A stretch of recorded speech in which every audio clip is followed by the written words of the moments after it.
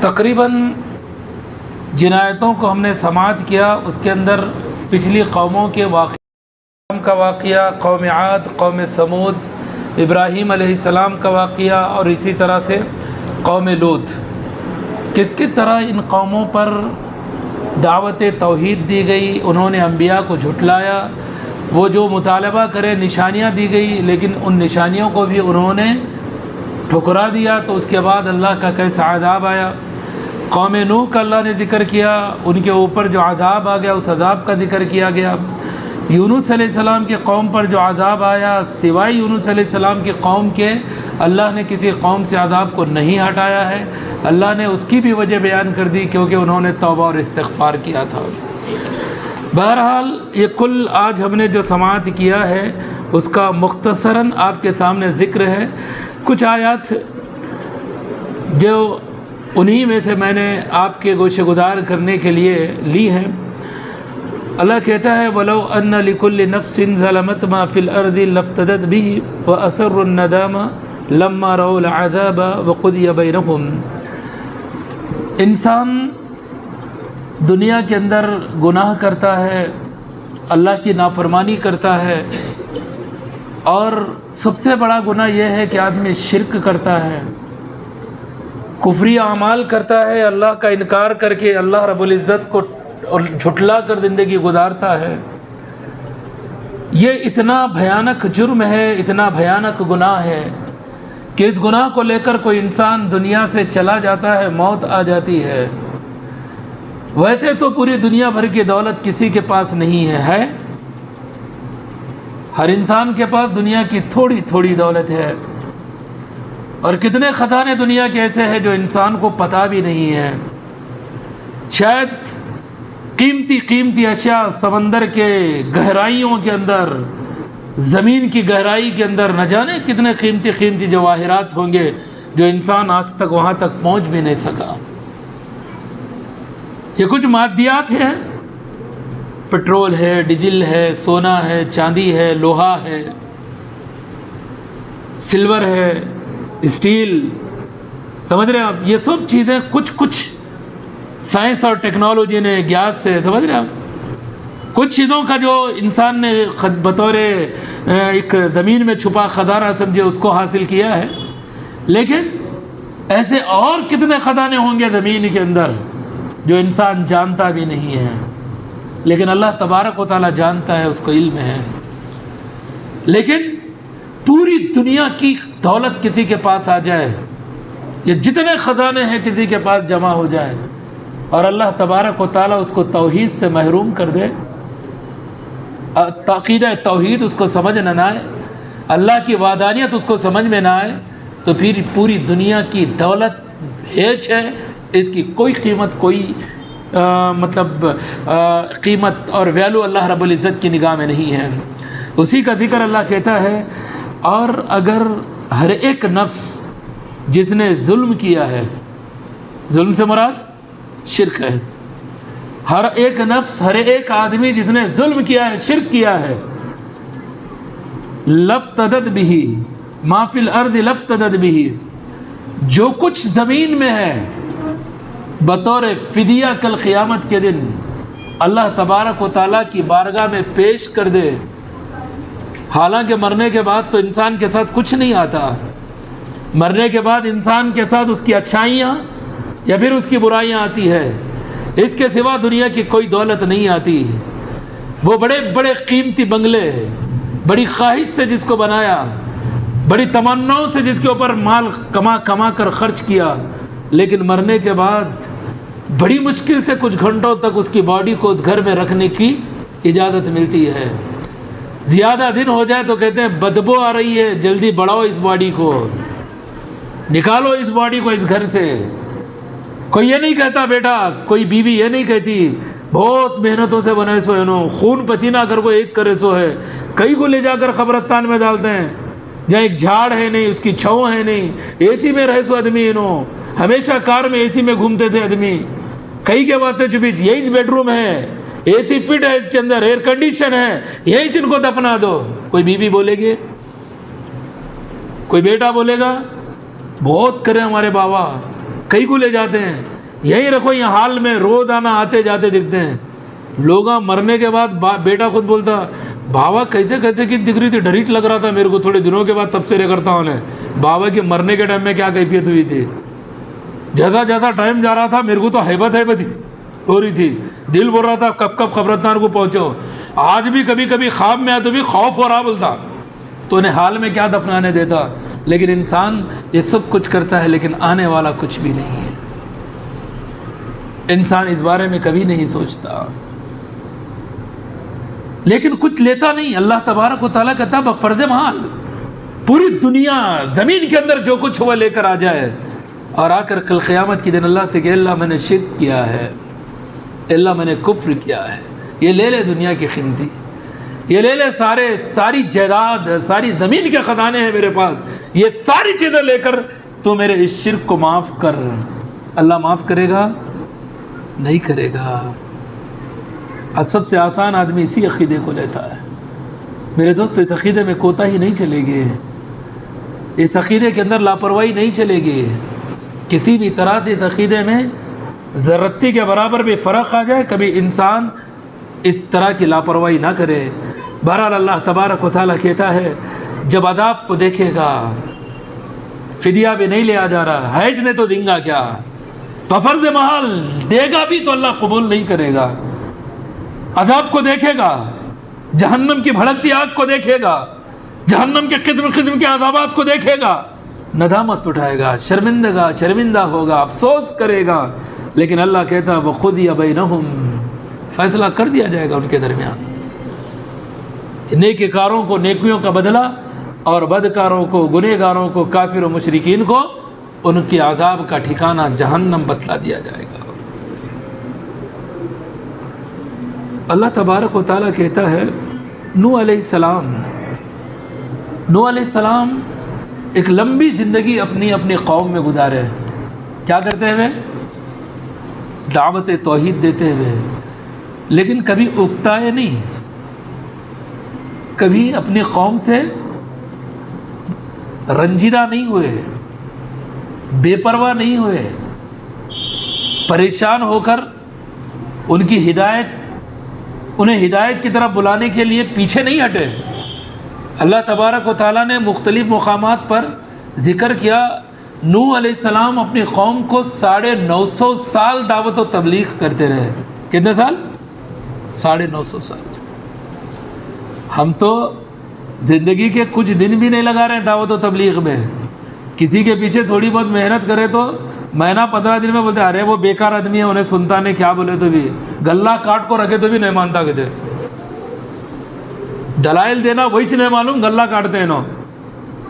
نبی کا طریقہ کیا ہے، نبی کا اسلوب دعوت و تبلیغ کا کیا ہے وہ نہیں پتا، لیکن گلہ کاٹ کو رکھتے ہیں نا، نہیں مانتا انہیں۔ اس طرح کی ہماری باتیں ہوتی ہے، لیکن نوح علیہ السلام مسلسل اپنی قوم کو دعوت توحید دے رہا ہے، بار بار دعوت توحید دے رہے ہیں، قوم مذاق اڑاتی ہے، نوح علیہ السلام اپنی قوم کے پاس دعوت توحید دیتے ہیں، جھڑکیاں دیتے ہیں، نوح علیہ السلام اپنی قوم کو دعوت توحید دیتے ہیں۔ اللہ تبارک و تعالیٰ اخیر جب انسان بہت زیادہ بول کر تھک جاتا نا، تو تب نوح علیہ السلام اپنی قوم سے کہتے ہیں، جیسے اللہ کہتا ہے وَاتْلُ عَلَيْهِمْ نَبْأَ نُوحٍ إِذْ قَالَ لِقَوْمِهِ يَا قَوْمِ إِنْ كَانَ كَبُرَ عَلَيْكُمْ مَقَامِي وَتَذْكِيرِي بِآيَاتِ اللَّهِ فَعَلَى اللَّهِ تَوَكَّلْتُ فَاجْمَعُوا أَمْرَكُمْ وَشُرَكَاءَكُمْ ثُمَّ لَا يَكُنْ غُمَّةً ثُمَّ اغْدُوا إِلَيَّ وَلَا تُنذِرُونِ۔ نوح علیہ السلام اللہ کہتا ہے اے اللہ کے نبی صلی اللہ علیہ وسلم آپ ان لوگوں پر نوح علیہ السلام کا واقعہ بیان کیجئے، بڑی عبرت ہے میرے دوستو، اور واقعتاً بڑا سبق بھی ہے نوح علیہ السلام کے اس کردار سے، کہ اللہ تبارک و تعالیٰ کہتا ہے اللہ کے نبی آپ بیان کیجئے، تلاوت کیجئے ان پر نوح علیہ السلام کے واقعے کو، جب انہوں نے اپنی قوم سے کہا تھا اے میری قوم کے لوگوں، اگر میرا یہاں رہنا تمہارے اوپر بھاری لگ رہا ہے، میرا رہنا تمہارے لیے بھاری لگ رہا ہے، میں رہ رہا ہوں، میں تمہیں سمجھا رہا ہوں، یہ بڑا تکلیف دہ تمہیں لگ رہا ہے، یا میں میری نصیحت وَتَذْكِيرِ بِآيَاتِ اللَّهِ، میں جو اللہ کی آیات پڑھ کر تمہیں نصیحت کر رہا ہوں، اللہ کی آیات بیان کر کے میں تمہیں نصیحت کر رہا ہوں، اگر تمہیں بڑا مشکل دکھ رہا ہے فعلی اللہ توکلت، تو سوچو میں اللہ کی ذات پر بھروسہ کر رہا ہوں۔ اگر تمہیں کچھ کرنا، تم مجھے کچھ کرنا چاہتے ہو، کچھ نقصان پہنچانا چاہتے ہو، اور لگ رہا ہے کہ میری دعوت جھوٹی ہے، تم دعوت توحید میں تمہیں جو دے رہا ہوں وہ جھوٹی ہے، اور تم جن معبودان باطل کو مان رہے ہو یہ پاورفل ہے، طاقتور ہے، ان میں قوت ہے، ان میں طاقت ہے، یہ کسی کو نفع اور نقصان پہنچا سکتے ہیں، یہ کسی کو موت اور زندگی دے سکتے ہیں، اگر واقعتاً ایسا معاملہ ہے، یہ آخری دعوت کا ایک آخری انداز نوح علیہ السلام اختیار کرتے ہوئے کہتے ہیں کہ پھر تم اپنے ان شرکا کو لے آؤ، اپنے ان شرکا کو لے آؤ، تم جن کو پوچھ رہے اللہ کو چھوڑ کر ان کی مدد لے کر آؤ، میں تو صرف اللہ پر بھروسہ کروں گا۔ اس حالت میں بھی میرا یہ عقیدہ ہے کہ مجھے بچانے والا کون ہے؟ اللہ ہے۔ فعلی اللہ توکلت، میرا تو بھروسہ اللہ پر رہے گا، ڈر نہیں لگے گا تمہارے ان شرکا سے، مجھے کوئی خوف نہیں لگے گا تمہارے ان شرکا سے، اور نہ ہی تم سے، تم اور تمہارے تمام شرکا آ جاؤ اور پورا مل کر مجھ کو کچھ کرنے کی کوشش کرو، اور لمحے بھر کی بھی مجھے سوچنے کی بھی مہلت نہ دو، اچانک پلاننگ کر کے آ جاؤ، مجھے رتے کے برابر بھی تمہاری پلاننگ کی خبر نہ ہو، کچھ بھی مجھے معلوم نہ ہو کہ تم کیا کرنا چاہ رہے ہو، میرے ساتھ تم کیا معاملہ کرنا چاہ رہے ہو، تم مجھے قتل کرنا چاہ رہے ہو یا تم مجھے دوسری تکلیف دینا چاہ رہے ہو، تم یا تمہارے شرکا مل کر میرے ساتھ کیا کرنا چاہ رہے ہیں، مجھے کانوں کان خبر نہ ہونے دو، اچانک مجھ پر حلہ بول دو، لیکن پھر بھی میرا بھروسہ کس پر رہے گا؟ اللہ کی ذات پر۔ یہ ہے میرے دوستو نوح علیہ السلام کا معاملہ۔ جب نوح علیہ السلام آخری جب اپنی قوم کے سامنے رکھتے ہیں، پھر آگے اللہ تبارک و تعالیٰ نے نوح علیہ السلام کو حکم دیا کہ نوح ایک کشتی تیار کرو، اب ان کے خاتمے کا وقت قریب آ چکا ہے۔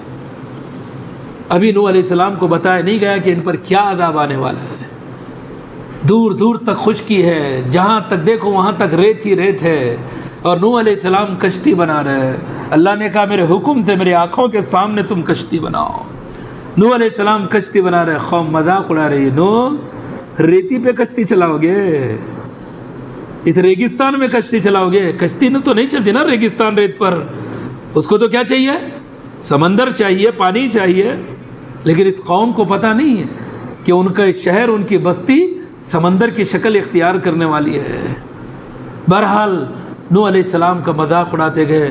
اللہ تبارک و تعالیٰ نے آخر میں نوح علیہ السلام سے کہا نوح ہر چیز کا جوڑا جوڑا لے لو، جتنی بھی اشیاء ہے جوڑا جوڑا لے لو، اور اس کے بعد سمجھنا کہ یہ تمہاری قوم ہرگز بچائے جانے والی نہیں ہے، پورے کے پورے ہلاک کر دیے جائیں گے۔ اللہ تبارک و تعالیٰ نے پورا طریقہ بتلایا، تفصیلات آپ جانتے ہیں کہ نوح علیہ السلام کی قوم پر کس طرح سے عذاب آیا تھا۔ بہرحال اللہ تبارک و تعالیٰ نے نوح علیہ السلام کے بارے میں جب وہ عذاب آیا، عذاب آنے کے بعد قوم ڈوب رہی ہے، نوح علیہ السلام کا ایک بیٹا بھی تھا، وہ بھی ڈوب رہا ہے نوح علیہ السلام کے سامنے۔ نوح علیہ السلام نے دیکھا، کہا بیٹے آ جا۔ وہ مشرک بھی بڑے کٹر رہتے تھے، نہیں؟ ہمارے تو مومن بھی کٹر نہیں ہیں آج کے، سمجھ رہے ہیں آپ؟ ایمان والے بھی کٹر نہیں ہیں۔ ہمارے ہندوستانی بعض پولیٹیکل لیڈر پریشان ہیں، چپ ہمارے پیچھے بول بول کر اپنی زبانیں خراب کر لے رہے ہیں، چپ اپنی حیثیت مقام کو گھٹا لے رہے ہیں، ورنہ اکثریت کا حال کیا ہے اہل ایمان کا؟ نہ انہیں اپنا عقیدہ پتہ ہے، نہ توحید پتہ ہے، نہ نبی صلی اللہ علیہ وسلم کی اطاعت و اتباع کا پتہ ہے، نہ دین معلوم، نہ قرآن کے احکامات معلوم، سمجھ رہے ہیں آپ؟ ذرہ پریشانی آ گئی تو کیا بولے وہ کرنے کو تیار ہے کیا نہیں ہے تیار؟ جو بولے وہ، گنگا جمنی تہذیب ہے، ہم کو مل جل کر رہنا ہے، محبت کا معاملہ اور اتحاد یگانگت کو دکھانا ہے بول کر جو بولے وہ کر رہے ہیں۔ مسلمان بھی ہے اور دل میں ہے جیسا دوسروں کے ساتھ مل جل کر زندگی بھی گزار رہے ہیں۔ ڈوب رہا ہے کون؟ نوح علیہ السلام کا بیٹا ہے۔ پتہ ہے کہ جہاں تک دیکھے دور دور تک پانی ہے، پانی کی بلندی بڑھتے جا رہی ہے، زمین بھی پانی نکال رہی ہے اور آسمان سے بھی پانی برس رہا ہے، یہ کیفیت ہے۔ نوح علیہ السلام کو ترس آیا بیٹے پر، بیٹے آ جا کشتی میں سوار ہو جا۔ لیکن بیٹا جانتا تھا کشتی میں سوار ہونا مطلب باپ کی جو دعوت توحید ہے اس کو ماننا، اور اس کو تو ماننا نہیں ہے، اس کو تو ماننا نہیں ہے، اس لیے کہا نہیں مجھے منظور نہیں ہے تمہاری کشتی میں سوار ہونا۔ وہ پہاڑ کے چٹان دکھ رہے نا، ابھی وہ پہاڑ کے چٹان کا سہارا لوں گا اور میں بچ جاؤں گا۔ ابھی باپ بیٹے کی یہ گفتگو چل رہی ہے، ایک پانی کی موج آئی اور بیٹا غرق کر دیا گیا۔ باپ ہے نا، محبت ہوتی ہے، لیکن یہ اولاد کو احساس نہیں ہوتا کہ باپ کس قدر محبت کرتا ہے اپنی اولاد سے، کس طرح کتنا درد اور احساس کے ساتھ اس کو بڑا کیا ہے، کیسی کیسی تکلیفیں جھیل کر، مصیبتیں برداشت کر کے اس کو جوانی کی عمر تک لا کر اور اپنے قدموں پہ کھڑا کیا، یہاں تک کہ ایک زندگی کے راستے پر لگا دیا۔ لیکن پھر بھی یہ بولتا ہے ہمارا باپ کیا کرے سو، دوسروں کے اماں بابا دیکھو کیا کیا رکھے ہیں، غلطی ہوئی ہے گھر میں پیدا ہوا۔ یہ آج پھر بھی اولاد کا اپنے ماں باپ پر الزام ہی ہوتا ہے، تانا ہی ہوتا ہے۔ دو تانا، جب تمہاری اولاد تانا دے گی تو پتہ چلے گا کہ تم نے اولاد کے لیے کیا کیا تھا اور اولاد بدلے میں تمہارے لیے کیا کر رہی ہے۔ لیکن وقت بیت جاتا ہے، تب افسوس کر کے باپ کی خدمت کے لیے چاہیں گے، باپ دنیا میں نہیں رہے گا، ماں کی طرف لوٹنا چاہیں گے، ماں دنیا کے اندر نہیں رہے گی، اس لیے وقت ہے سنبھلنے کی۔ بہرحال باپ کی محبت، ماں کی محبت وہ انتہا کی محبت ہوتی ہے۔ بیٹا ڈوب گیا، دنیا تو برباد ہو گئی، لیکن باپ کہتے ہیں اے اللہ یہ میرا بیٹا ہے، یہ میرے اہل سے ہے، معاف کر دے اس کو۔ اللہ نے کہا قال یا نوح انہ لیس من اہلک، اے نوح یہ تمہارے اہل سے نہیں ہے، انہ عمل غیر صالح، اس کا عمل نیک نہیں ہے، فلا تسأل ما لیس لک بہ علم، جس کے بارے میں تمہیں علم نہ ہو اس کا مجھ سے سوال نہ کرو۔ اللہ نے تنبیہ کر دی۔ آج بہت سارے لوگ نسبوں پر فخر کرتے ہیں، قادری ہے تو پیراں پڑھنے چلے جاتے ہیں، یہ اہل بیت سے ہے۔ آج کل بہت چلا مارکیٹ میں معلوم اہل بیت کا معاملہ، عجیب سے ایک جنون آ گیا ہے لوگوں سے۔ اور ان کے بعد اہل بیت کی محبت کا مطلب کیا پتہ؟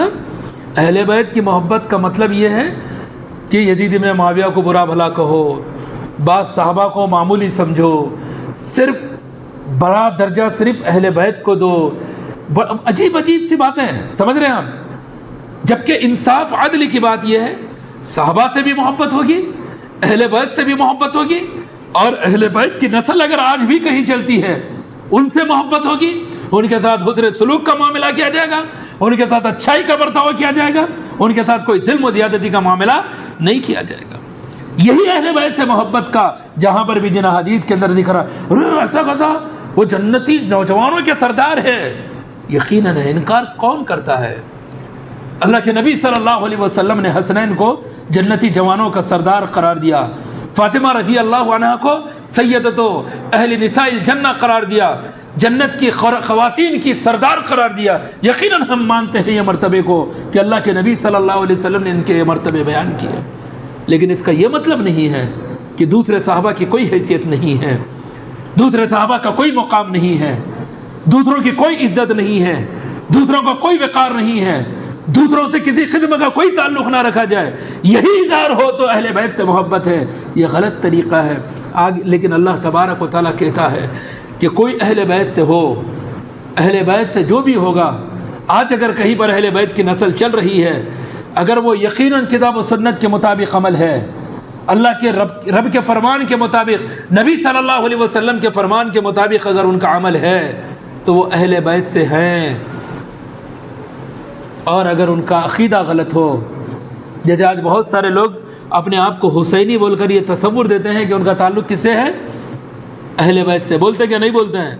بعض لوگ اپنے آپ کو بولتے ہیں کہ ہم سید ہیں، کیا ہے؟ ہم سید ہیں، نبی صلی اللہ علیہ وسلم کے خاندان سے ہمارا تعلق ہے، اس لیے بہت سارے لوگ زکوٰۃ وکات کا معاملہ تو نہیں، ہم سید ہیں، ہم زکوٰۃ نہیں لے سکتے۔ بعض لوگ آل رسول سے ہیں یہ کہہ کر، بعض اوقات آج بھی ہمارے اس ملک میں نہیں بلکہ شہر کے اندر بھی معاملہ ہے کہ وہ آل علی سے ہے، آل رسول سے ہے، آل حسین سے ہے، ان کے پاس پورے سلسلے موجود ہیں، لیکن عقیدہ قرآن سے کوسوں دور ہے، نبی صلی اللہ علیہ وسلم کے فرامین سے کوسوں دور ہے، جن نام سے وہ اپنی نسبتیں جوڑ رہے ہیں، جس طرح وہ دین کے اوپر عمل پیرا تھے، اس عقیدے سے کوسوں دور ہے۔ نوح علیہ السلام کو اللہ نے وارننگ دی، کہا نوح تم جس کو اپنا اہل قرار دے رہے ہو وہ بیٹا تمہارا، تم بولے کہ تمہارا اہل، انہ لیس من اہلک، یہ تمہارا اہل نہیں ہے، تمہارے نسل سے نہیں ہے۔ عمل نہیں ہوگا نسب ٹوٹ جائے گا، نسل ختم ہو جائے گی۔ جس کی نسل سے تعلق جڑ رہا ہے، اگر ان جیسا عمل نہ ہو، اس جیسا عقیدہ نہ ہو، ان کی طرح کے عقیدے کے معاملات نہ ہو، جیسا عمل نہ ہو، تو پھر وہ نسب ختم ہو جاتا ہے، اور نسب جوڑنے سے کوئی فائدہ ملنے والا نہیں ہے، اور ویسے بھی نسب سے کل قیامت کے دن کامیابی ملنے والی نہیں ہے۔ معاملہ عقیدے اور عمل سے ملے گا، عقیدہ بھی ہو اور اس کے ساتھ عمل بھی ہو۔ کسی کے پاس خالی عمل ہی عمل ہے، عقیدہ نہیں ہے تو بھی بیکار ہے عمل۔ کسی کے پاس صرف عقیدہ ہے، عمل میں کوتاہی ہے، تو پھر کوتاہی عمل کی بنا پر اس کو جو سزا ملنی ہے مل کر رہے گی۔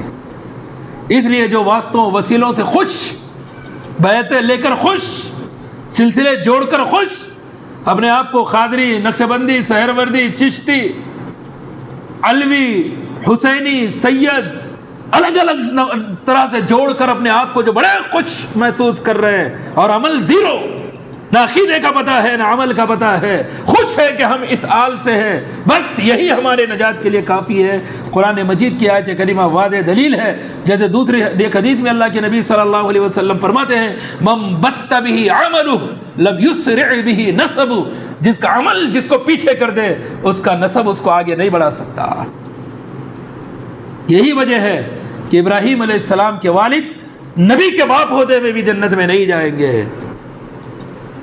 لوط علیہ السلام کی بیوی، لوط علیہ السلام نبی کی بیوی ہوتے بھی جنت میں نہیں جائے گی۔ نوح علیہ السلام کا بیٹا نبی کا بیٹا ہوتے ہوئے بھی جہنم سے نہیں بچ سکے گا۔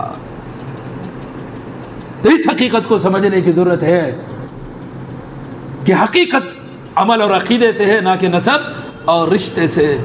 اس آیت کریمہ میں اللہ نے اسی کو وعدے کیا۔ اسی لیے میرے دوستو، جو بہت سارے لوگوں کو پتہ ہوتا ہے ہمارا خاندان، ہمارا کوئی کام نہیں آنے والا، یہ خاندان، یہ سلسلہ، یہ نسب، یہ رشتہ، یہ ناتا، یہ سلسلے کوئی کام آئیں گے نہیں، کام آنے والا ہے تو عقیدہ اور عمل ہے۔ اس لیے اللہ نے اکثر و بیشتر جگہ یہی کہا، ایمان اور عمل صالح، ایمان اور عمل صالح، یہی دنیا اور آخرت میں کامیابی دے سکتے ہیں۔ بہرحال یہ کچھ آیات تھی جو میں نے آپ کی گوش گزار کی۔ اللہ رب العزت سے دعا ہے اللہ ہمیں جب تک زندہ رکھے ایمان و اسلام پر زندہ رکھے، موت دے تو ایمان و اسلام پر موت دے۔ آمین۔ وآخر دعوانا الحمد للہ رب العالمین۔